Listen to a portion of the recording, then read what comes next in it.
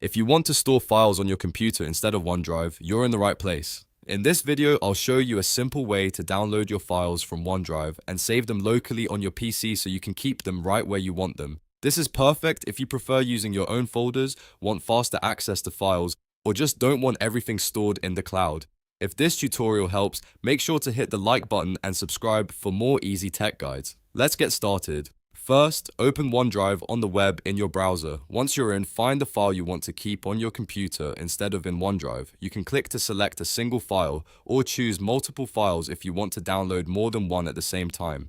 After selecting the file, look at the top of the page and click the download button. When you click download, OneDrive will save that file to your computer automatically. In most cases, it will go straight into your downloads folder.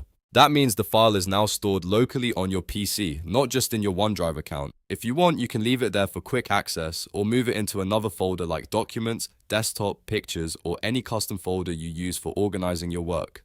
To find the file, open your Downloads folder. On Windows, you can usually do this by opening File Explorer and clicking Downloads in the left sidebar. From there, you can open the file right away or drag and drop it into another folder on your computer.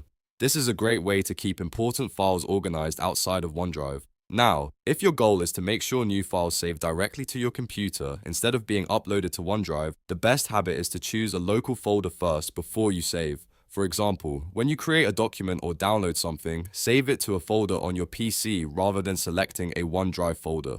That way, the file stays on your device and doesn't automatically sync to the cloud.